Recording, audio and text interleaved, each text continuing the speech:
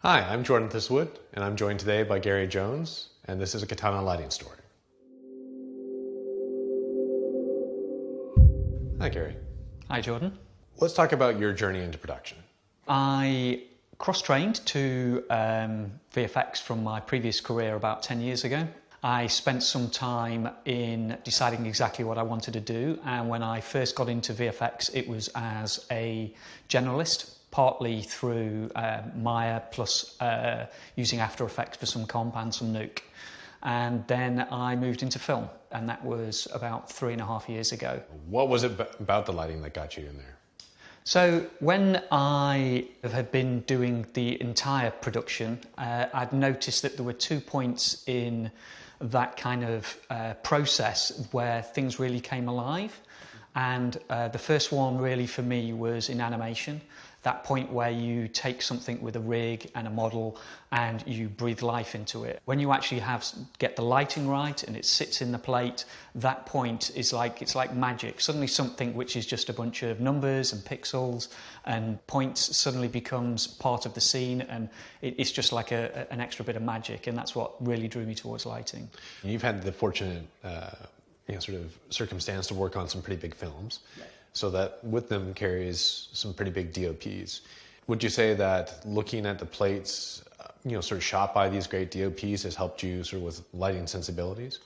I think even before I kind of got into the industry, I spent an awful lot of time watching films, watching behind the scenes, listening to DOPs and kind of their thought processes.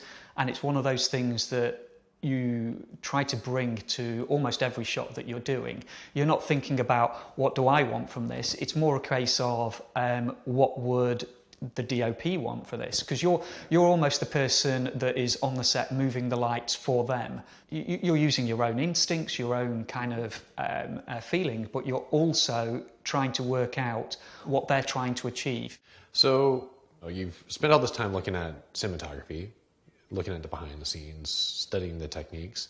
How far off do you feel from your work as an artist? Are we from that sort of panacea of, being able to sort of treat things just like digital cinematography? I think we're really close. I think the kind of techniques that you'd use on a set are the sort of techniques that I try to use when I'm actually doing the lighting. I tend to think when I'm approaching a shot in the same way as if I was a DOP on the set, or if I was helping the DOP on the set. And I think that the quality of the work that we're producing nowadays, I think for some of the films that I've worked on, the average audience wouldn't know that they're CG, and that's always the goal, really. So you'd say for anyone that aspires to get into visual effects production and they have a strong interest in lighting, that studying these cinematography principles, looking at the behind-the-scenes videos like you did, really is sort of their direct line into basically the fastest progression?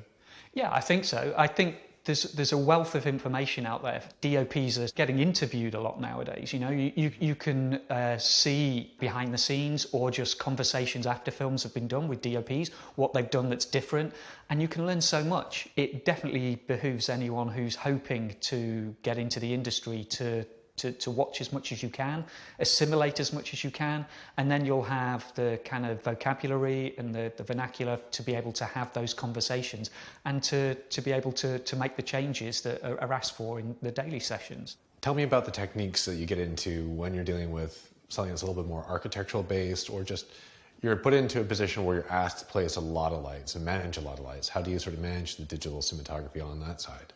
Some of the projects that I've worked on where you're doing large kind of interior kind of shots, to some extent they can be a lot more creative. One in particular I remember where you've basically got a character who's looking at a green screen, and there's a whole set there that is entirely CG, and you're wanting to light it in such a way that it gives it a sense of scale. So you've got a lot of lights and you're having to place individual lights across the whole scene, and you basically reproduce that lighting as quickly as you can, and iterate over it and make it as pretty as possible. And those kind of shots would be, if it was a set, it would be really hard because you would have a lot of lights in a lot of places.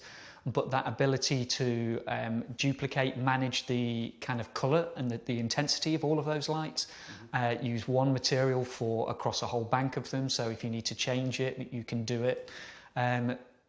is very easy when you're dealing with a CG-based kind of workflow. And it makes that ability to take creative notes a lot easier than if you were on a set. Having someone run around to change all of those lights would be extremely difficult. And once you've dressed that set with the lighting, it could be used for 50, 100 shots. One thing that comes along with computer graphics is always scene management. How much does that play into the work that you've done in the past?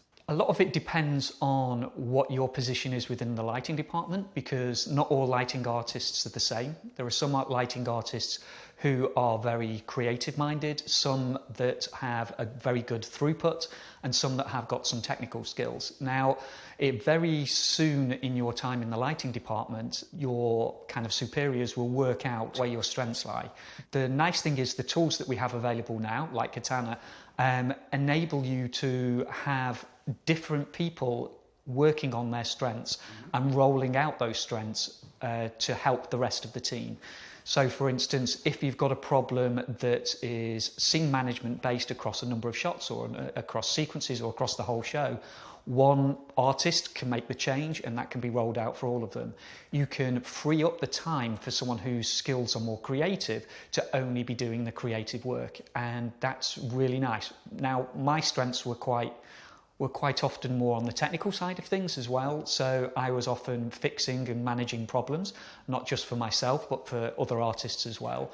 And the nice thing is, once you've discovered a problem that may be on other shots and other sequences, you could then roll that change out to others. The tools that we have nowadays do make it a lot easier for artists to just, if their skill is just in the creative lighting, to just do creative lighting, and I think that's really nice. Thanks, Gary, for all your time. Folks, I'm Jordan Thistlewood, and we've been chatting with Gary Jones, and this has been a Katana Lighting Story.